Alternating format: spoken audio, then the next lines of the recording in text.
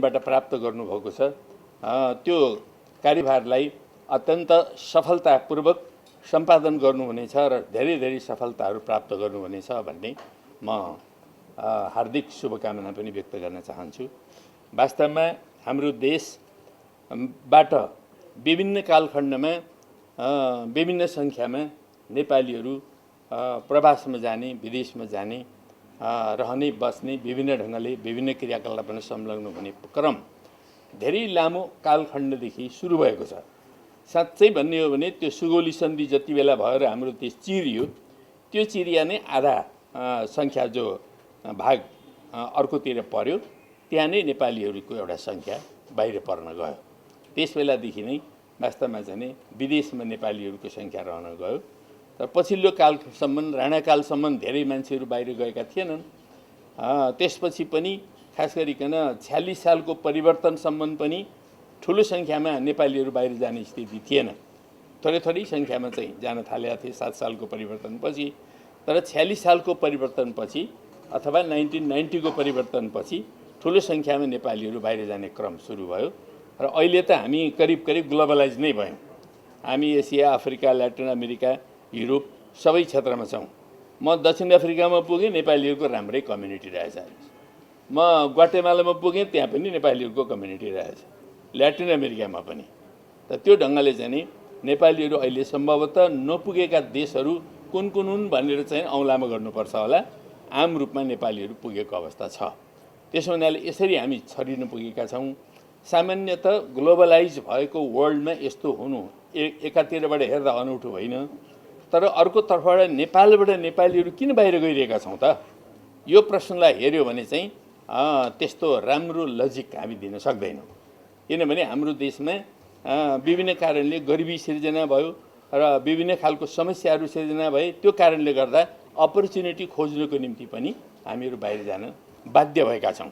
हाम्रा दाजुभाइ दिदीबहिनी त्यसरी बाहिर जान बाध्य भएको अवस्था छ। तर नेपाल वास्तवमै गरिब हो त भन्दा नेपाल गरिब होइन। हेर्नुहोस्, हामीले अहिले जुन उचाइबाट यसलाई हेर्दैछौँ, अध्ययन गर्दैछौँ, नेपाल प्राकृतिक साधन स्रोतहरूको हिसाबले पनि यो गरिब देश होइन र सामाजिक साधन स्रोतको हिसाबले पनि यो गरिब देश होइन, सांस्कृतिक साधन स्रोतको हिसाबले पनि यो गरिब देश होइन। हामीसँग सभ्यता श्रृङ्खलाका मात्रै पनि धेरै कुराहरू छन्। दर्शन मात्रै पनि हाम्रो देशमा अनेकन दर्शनहरूको उद्भव भएको यो देश हो। हेर्नुहोस्, चाहे किरात दर्शन भन्नुहोस्, चाहे बुद्ध दर्शन भन्नुहोस्, चाहे कपिल दर्शन भन्नुहोस्, चाहे जनक दर्शन भन्नुहोस्, चाहे हिन्दू दर्शनै भन्नुहोस्, पूर्वीय सभ्यताका अनेकन चिजहरू हाम्रो देशबाट उद्गम भएका कुराहरू पनि छन्। यसलाई शिव सभ्यताको भूमि पनि भनिन्छ, बुद्ध सभ्यताको भूमि पनि भनिन्छ। यी सब चिजहरू हामीसँग छन्। यी चाहिँ गौरव गर्न लायकका चिजहरू हुन्। अब भौगोलिक रूपले पनि हामीसँग अनेकन गौरव गर्न लायकका चिजहरू छँदैछन्। त्यसरी हेर्दाखेरि हामी एउटा सम्पन्न, साधन सम्पन्न देश छौँ। तर यो देशले के पाएन भन्दाखेरि एउटा सही नेतृत्व प्राप्त गर्न सकेन, सही भिजन प्राप्त गर्न सकेन, सही कार्यक्रम प्राप्त गर्न सकेन र सही योजना प्राप्त गर्न सकेन, जसका मातहत सम्पूर्ण नेपालीहरू एकताबद्ध भएर हामी विकासको, निर्माणको, रूपान्तरणको र समृद्धिको बाटोमा हिँड्न सक्यौँ। यी चिजहरू हामीले प्राप्त गर्न सकेनौँ। 7 सालदेखि अलि उगारो वातावरण त सुरु भयो, 46बाट अझै उगारो वातावरण सुरु भयो। 62-63 को परिवर्तनबाट त हामी आफैले संविधान समेत बनायौँ। त्यो संविधान बनाइसकेपछि त्यो संविधान बनाउने बिन्दुमा हामी आइपुग्यौँ। एउटा ठुलो उपलब्धि हो त्यो। खास गरिकन 62-63 को परिवर्तन हाम्रो देशकै इतिहासमा सबभन्दा ठुलो परिवर्तन हो। त्यो जनक्रान्ति हो। अनि त्यो परिवर्तन भइसकेपछि हामीले 10 वर्ष लगाएर नयाँ संविधान निर्माण गऱ्यौँ। यो संविधान हामीले अहिलेसम्म बनाएका संविधानमध्ये सबभन्दा प्रगतिशील पनि छ र यो व्यापक पनि छ, यो राम्रो पनि छ। अब यही नै अन्तिम होला भन्न त हामी सक्दैनौँ। तर चाहिँ नि यो राम्रो संविधान हामीले बनाएका छौँ, जसले धेरै हाम्रा नीतिगत कुराहरू पनि अगाडि सारेको छ। अधिकारका कुराहरू त छँदैछन्, हाम्रो दृष्टिकोणको कुराहरू पनि यसले अगाडि सारेको छ। तर ती चिजहरूलाई लिएर जुन ढङ्गले अब हामीले नयाँ नेतृत्व निर्माण गर्नुपर्ने थियो, त्यो नयाँ नेतृत्व निर्माण गर्ने क्रममा हामीले पहिलो निर्वाचन त पार गरेर आयौँ। पहिलो निर्वाचनमा अब दुईटा वामपन्थी पार्टीहरू एकताबद्ध भएपछि करिब 2/3 बहुमतको हामीले सङ्घीय संसद निर्माण गर्न सक्यौँ। 6वटा प्रदेशमा बहुमत प्राप्त गर्न सक्यौँ र तलका इकाइहरूमा करिब 60% वामपन्थीहरूको वर्चस्व रह्यो है। तर त्यो वामपन्थीहरूको वर्चस्व रहेको जुन अवस्था हो र अवधि हो त त्यसलाई चाहिँ नि नेतृत्व गरिरहँदाखेरि जुन खालको नेतृत्व हामीले निर्माण गऱ्यौँ त्यो नेतृत्वले कस्तो शक्तिको बिचमा कस्तो अपर्च्युनिटीको बिचमा हामी बस्यौँ भन्ने कुरा उसले बुझ्न सकेन, त्यसले देख्न सकेन र चाहिँ नि अब सरकार बनाउँदै पनि पार्टीको सरकार होइन गुटको सरकार बन्यो हेर्नुहोस् है। प्लानिङ कमिसन बन्यो, त्यो मुलुकको प्लानिङ कमिसन बनेन, गुटको कमिसन बन्यो है। डाक्टरहरू छन् हाम्रो देशमा हेर्नुहोस्। अब त एउटा पालिकामै हेरौँ भने पनि डाक्टरहरूको श्रृङ्खला छ त्यहाँ, तर ती डाक्टरहरू मध्ये पनि लामो समयमा राम्रो अनुभव भएका मान्छेहरूलाई राखेर जसरी हामीले प्लानिङ कमिसन बनाउनु पर्ने थियो त्यो प्लानिङ कमिसन त्यसरी बन्न सकेन। त्यसले गर्दाखेरि त्यो 42 महिना बसेको प्लानिङ कमिसनले के दियो त देशलाई भनेर अहिले खोज्दाखेरि हामीले फुकेर खोज्नुपर्ने हुन्छ के चाहिँ दियो भनेर। त्यो खालको एउटा अवस्था छ भने अब 2/3 बहुमत प्राप्त गरेको कुनै पनि सरकार सारे दुनियाँको जुनसुकै कर्नरमा किन नहोस् त्यो सबभन्दा शक्तिशाली सरकार हो। सबभन्दा शक्तिशाली त्यो सरकारले के दिन सक्दैन देशलाई? सबभन्दा प्रगतिशील नीति दिन सक्छ, कार्यक्रम दिन सक्छ हैन, बजेट दिन सक्छ, सबभन्दा जनमुखी बजेट दिन सक्छ, एक पछि अर्को चाहिँ नि प्रगतिशील अथवा अग्रगामी ऐन कानुनहरू बनाउन सक्छ। यी सबै कुरा गर्न सकिन्थ्यो। तर साथसाथै हामीले अब लेफ्ट मुभमेन्टको कुराहरू मैले गर्नु पर्दाखेरि त हामीले 6 सालदेखि यो देशमा चाहिँ नि भूमि सुधारको कुरा उठाउँदै आयौँ, कृषि क्रान्तिको कुरा उठाउँदै आयौँ हैन, यो निरक्षरता उन्मूलनको कुरा गर्दै आयौँ, यी सारा चिजहरू गर्दै आयौँ। तर यो 42 महिनाको सरकार जो भयो त्यो 42 महिनाको सरकारले न त्यो प्रकारको प्रगतिशील नीति ल्याउन सक्यो, न कार्यक्रम ल्याउन सक्यो, न त्यस्तो जनमुखी बजेट आउन सक्यो, न चाहिने त्यस्तो प्रगतिशील खालको ऐन आउन सक्यो। बरु कैयौँ विवादास्पद ऐन आए जसले गर्दा काठमाडौँमा त एकपटक विद्रोह नै भयो हेर्नुहोस्, गुठी विधेयक आउँदाखेरि त त्यो प्रकारको स्थिति जसले गर्दाखेरि हामीलाई चाहिँ नि शिर ठाडो गर्ने होइन कि आफ्नो सरकार भएको बेलामा शिर निहुरिने खालको एउटा स्थिति बन्न पुग्यो आफ्नै नेतृत्वको कारणले गर्दाखेरि। त्यसले गर्दाखेरि अब सबै कुराहरूमा वैचारिक रूपले पनि राजनीतिक रूपले पनि सैद्धान्तिक रूपले पनि कस्तो परिस्थिति आयो भन्दाखेरि संविधानमाथि खतरा पैदा हुन थाल्यो। संविधान जुन ढङ्गले हामीले बनायौँ त्यो संविधानको धारा 76 बनाउँदाखेरि कैयौँ घन्टा हामीले पार गऱ्यौँ हेर्नुहोस् संविधान सभाभित्र। र त्यसमा धारा 76 का जो 8वटा उपधारा हामीले 6वटा उपधारा हामीले राखेका छौँ ती चिजहरू बनाउँदा पनि लामो समय लगाएर बनाएका थियौँ, सर्वसम्मतिले बनाएको हो है। तर चाहिँ नि त्यो चिजलाई सहज ढङ्गले सजिलै ढङ्गले हाम्रो प्रधानमन्त्रीले चाहिँ नि ड्याम उद्घाटन गर्न थाल्नुभयो। संविधान पहल पर्न थाल्यो, संविधानमाथि खतरा पैदा, संविधान सभाबाट बनेको संविधान पहल पर्न थालेपछि खतरा पैदा हुन थाल्यो। अनि संसद चाहिँ नि एकपटक होइन दुईपटक होइन पटक पटक चाहिँ नि विघटन हुने खालको एउटा स्थिति तयार हुन थाल्यो हेर्नुहोस्। अब यो त नेपाली जनताको 2,92,00,000 नेपाली जनताको एउटा पावर हो नि त्यो 2/3 बहुमत भनेको त। अनि त्यो पावरलाई नै नष्ट गर्न थालेपछि सर्वश्रेष्ठ खाता खोलो है आज नै, सर्वश्रेष्ठ बचत र मुक्ति खाता। अब यो त के भयो? यो धन्धुकारी प्रवृत्ति हो कि यो के प्रवृत्ति भन्ने यसलाई शब्द नै धेरै छैनन् हेर्नुहोस्, धेरै शब्द छैनन्। त्यस कारणले त्यो अहिले त्यतातिर नजाउँ पनि त्यो खालको एउटा अवस्था आयो र त्यसले गर्दाखेरि चाहिँ मुलुकमा कस्तो भयो भने गणतन्त्र कलिलो छ, लोकतन्त्र कलिलो छ, यी सब चिजका माथि खतरा पैदा हुन थाल्यो। अब यो खतरा हुन थालेपछि त्यति मात्र होइन, अब प्रतिगमनकै ढङ्गको चाहिँ कामहरू गरेपछि हामीले प्रतिगमन विरोधी आन्दोलनमा समेत भाग लिनुपर्ने स्थिति आयो। हजारौँ होइन लाखौँ मान्छेहरू सडकमा उत्रनुपर्ने स्थिति आयो। यो एउटा दुःखद अवस्था हो नेपालको इतिहासमा। वामपन्थी सरकार भएको बेलामा हाम्रो देशमा जुन खालको घटनाक्रमहरू भए बडो दुःखद अध्याय हो। यसको निष्कर्ष के हो भन्दाखेरि हामीले अब यिनी कारणले गर्दा हामीले विद्रोह गर्नु पर्यो, विद्रोह गरेर नयाँ पार्टी बनाउनु पर्यो आदि इत्यादि यो छँदैछ।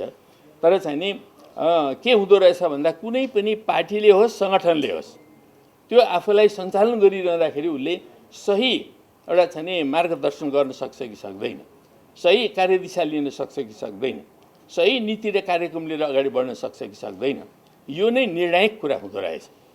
अरू हिसाबले मिलेर जाउँ आदि गरौँ, अङ्कमाल गरौँ, हातेमालो गरौँ, सँगसँगै हिँडौँ भन्ने भावनात्मक कुरा आफ्नो ठाउँमा छन्, त्यतिले मात्रै पुग्दो रहेनछ।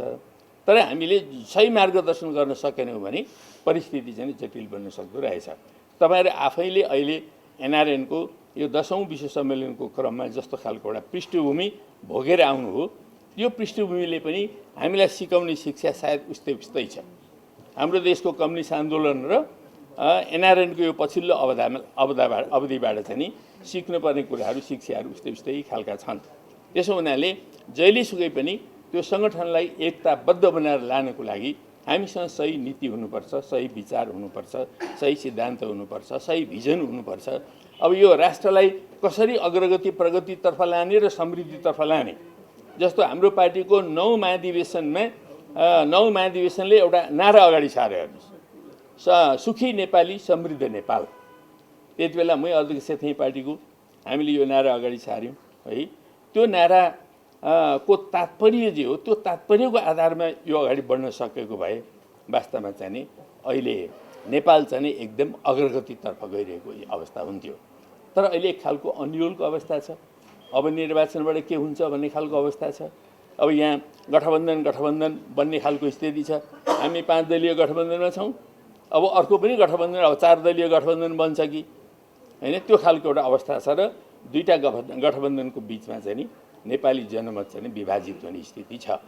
र विश्वको परिस्थिति पनि अहिले त्यति सहज छैन, अन्योलपूर्ण परिस्थिति छ, एउटा चाहिँ नि तनावपूर्ण परिस्थिति छ, युद्ध चलिरहेको छ। त्यो युद्धका प्रभावहरू विश्वव्यापी रूपमा फैलिरहेको एउटा अवस्था छ। त्यो कारणले अन्तर्राष्ट्रिय परिस्थिति पनि बडो अन्योलपूर्ण हुने, अब राष्ट्रिय परिस्थिति पनि त्यति विधि अनुकूल होइन। तर कमसेकम पनि हामीले संविधानमाथि, गणतन्त्रमाथि, संसदमाथि जुन खालका खतरा पैदा भए त्यो खतरालाई अहिले हामीले रोकेका छौँ। यो खतराबाट रोकिएको छ। मुलुक अपेक्षाकृत रूपले स्थिरतातर्फ अगाडि बढेको छ। संविधान हामीले बचाउन सकेनौँ भने देशलाई स्थिर ढङ्गले अगाडि लान सकिँदैन। हिजो एक कालखण्डमा के थियो भने राजा रह्यो भने राजा चाहिँ एउटा स्टेबिलिटीको फ्याक्टर हो भन्थे। अब त्यो त उन्मूलन भएर गइसक्यो। अहिले स्टेबिलिटीको फ्याक्टर भनेको हाम्रो संविधान हो हेर्नुहोस्। र त्यो संविधानलाई हलचल गर्न नदिकन त्यसलाई रक्षा गरेर लानु अहिलेको निम्ति, यो कार्यनीतिक कालखण्डको निम्ति एकदमै जरुरी भएको छ।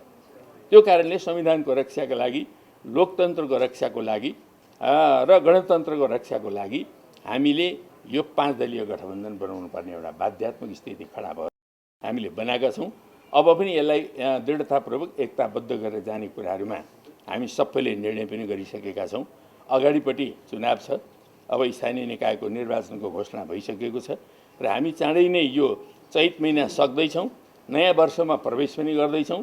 त बाइ द वे त्यो नयाँ वर्षको सन्दर्भमा पनि यहाँहरूलाई नयाँ वर्षमा धेरै धेरै प्रगतिको लागि म शुभकामना पनि दिन चाहन्छु। र यो नयाँ वर्ष भनेको हाम्रो देशमा चाहिँ अब निर्वाचनको वर्ष सुरु हुँदैछ। पहिलो निर्वाचन अथवा स्थानीय तहको निर्वाचन वैशाखमा हुन्छ भने त्यस पछाडि क्रमशः अरू निर्वाचनहरू हामी सम्पन्न गर्छौँ। र नेपालमा अब अलि नयाँ ढङ्गको नेतृत्व आउला, अलि कमसेकम पनि सकारात्मक ढङ्गले देशलाई हेर्ने नेतृत्व आउला भन्ने हामी आशा गर्न सक्छौँ। नेपाल जति जति अग्रगतितर्फ जान्छ, संसारभरि भएका नेपालीहरूको शिर पनि त्यत्तिकै ठाडो हुन्छ। तर नेपालमा चाहिँ नि समस्याहरू खडा हुन थाले, नेपाल अग्रगतितर्फ होइन यो अन्योलतर्फ जान थाल्यो भने तब हामी जतिसुकै सहुलियतपूर्ण ठाउँमा बसेका किन नहौँ, जति राम्रो आर्जन गरिरहेका किन नहौँ, तर हाम्रो शिर निहुरिन्छ। त्यसो हुनाले शिर त्यति बेला मात्रै हामी सम्पूर्ण नेपालीहरू, खास गरी प्रवासमा भएका नेपालीहरूको शिर त्यति बेला मात्रै ठाडो हुन्छ जति बेला नेपाल अग्रगतितर्फ अगाडि बढ्न थाल्छ, एकताबद्ध भएर अगाडि बढ्न थाल्छ, प्रगतितर्फ अगाडि बढ्न थाल्छ। यो जुनसुकै देशका नागरिकमा पनि यो लागू हुन्छ। आफ्नो देश समृद्ध हुँदै गयो भने त्यो ढङ्गको एउटा गौरव अनुभूति हुन्छ। त्यसो हुनाले हामी त्यो गौरव अनुभूति गराउने ढङ्गले चाहिँ अब नयाँ हिसाबले अगाडि बढ्छौँ भन्ने यो सङ्कल्पका साथ अब हामी निर्वाचनमा जाँदैछौँ। र यो निर्वाचनले केही न केही नयाँ कुरा ल्याउँछ भन्ने मलाई लाग्छ। र त्यसको निम्ति यहाँहरूलाई पनि खालि आशा जगाउन चाहन्छु। भोलि के हुन्छ भन्ने कुरो त हेर्न बाँकी नै छ, तर म एउटा आश्वस्त पार्ने, आशा जगाउने कामहरू गर्न चाहन्छु। जहाँसम्म तपाईँहरूले यो विभिन्न देशहरूमा बसेर जुन खालका कामहरू गरिरहनु भएको छ, अनेक नयाँ सिपहरू सिकिरहनु भएको छ, केही व्यवस्थापन विधि सिकिरहनु भएको छ, प्राविधिहरू सिकिरहनु भएको छ, म्यानेजमेन्टको सिस्टमहरू सिकिरहनु भएको छ, जो दुनियाँमा निरन्तर विकास भएर गइरहेको छ। अझ विज्ञान प्रविधि त अत्यन्त तीव्र गतिले अहिले विकास भइरहेको छ। ती नयाँ नयाँ चिजहरूलाई जो सिक्ने अवसरहरू तपाईँहरूसँग छ, ती चिजहरूलाई सकेसम्म चाँडो नेपालभित्र भित्र्याउने र नेपाललाई पनि त्यो विकासको लेभलमा अगाडि बढाउनुको लागि एनआरएनले खेल्ने भूमिका अत्यन्त महत्त्वपूर्ण हुन्छ। विभिन्न देशको विकासको कुरालाई हेर्दा, इभन चीनको विकासलाई हेर्दाखेरि पनि एनआरएनले खास गरी प्रवासीहरूले खेलेको भूमिका बडो ठुलो रहेछ।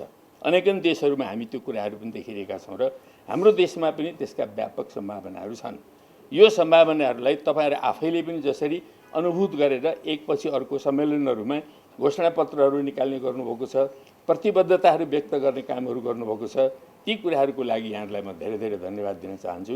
र अहिले भर्खरै पनि अध्यक्षहरूले मलाई चाहिँ एउटा 5 बुँदे जुन खालको एउटा सुझाव तपाईँहरूले प्रस्तुत गर्नुभएको छ, त्यो 5 बुँदाहरू बडो चाहिँ नि गम्भीर छन् र हामीले राजनीतिक रूपले त्यो समर्थन गर्नुपर्ने विषय छन्। राजनीतिक रूपलाई म भन्न चाहन्छु तपाईँहरूका 5 बुँदालाई हामी समर्थन गर्छौँ, तर अब यसमा खाली के मात्रै छ भन्दाखेरि कतिपय चिजहरूमा हामीले एउटा राष्ट्रिय सहमति निर्माण गरेर हैन कानुन बनाएर हामीले चाहिँ ती समाधान गर्नुपर्ने विषयवस्तुहरू छन्। त्यसको लागि हामी चाहिँ नि आवश्यक छलफल गरेर यो कुराहरू गर्नेछौँ। अब यहाँहरूको भर्खरै भएको सम्मेलनमा यो नेकपा एकीकृत समाजवादीको नाम कसरी छुटेछ भन्ने हामीलाई पनि लागिरहेको थियो। अब अहिले अध्यक्षहरूले अब त्यसमा चाहिँ नि बिर्सेको चाहिँ होइन कि के भन्नुभयो अघि, होइन बिर्सेको चाहिँ होइन भन्नु बिर्सेको होइन भनेर भन्नुभएको छ र त्यसमा क्षमा पनि माग्नु भएको छ। त्यसको हुनाले अब हामीले क्षमा दिइरहनु पर्दैन, यो सम्झ्यौँ भनेपछि पुगो थियो, त्यसको लागि अरू केही गर्नु परेन। तर अब आगामी दिनमा के हो भने हामी एनआरएनलाई जस्तो अवस्थामा पनि हामी सम्झिरहन्छौँ। एनआरएनका साथीहरू र नेपाली जनताको बिचको मित्रता, घनिष्ठता त्यो एकदमै कसैले परिभाषित गर्नै पर्दैन, त्यो अटोमेटिक र प्राकृतिक सम्बन्ध हो। त्यो प्राकृतिक सम्बन्धलाई हामीले झन्झन गहिरो, झन्झन आत्मीय, झन्झन घनिष्ठ बनाएर अगाडि बढाउनु पर्ने हुन्छ र एक आपसका सरसहयोगहरूलाई त्यही ढङ्गले बढाएर लानुपर्ने हुन्छ। त्यसमा तपाईँहरू पनि सचेत हुनुहोस्, हामी पनि सचेत हुन्छौँ र अहिले तपाईँहरूले भनेका 5वटा बुँदादेखि बाहेक अरू पनि थुप्रै कुराहरूमा हामीले एक आपसमा सरसहयोग गर्नुपर्ने सम्भावनाहरू छन्। ती सहयोगका कुराहरूलाई पनि हामीले अगाडि बढाएर जानुपर्छ र यहाँहरूले जुन खालको एउटा चाहिँ नि फन्ड निर्माण गर्ने कुराहरू गर्नुभएको छ, यो अर्को एउटा महत्त्वपूर्ण कुरा हो। नेपाल अब विकासको एउटा चाहिँ नि नयाँ उकालो बाटोतर्फ लाग्नुपर्ने स्थिति छ। हामीले खास गरिकन अब जनवादी क्रान्ति सक्यौँ, अब समाजवादतर्फ जानुपर्छ भनेर हामीलाई संविधानले समेत मार्गदर्शन गरिसकेको छ।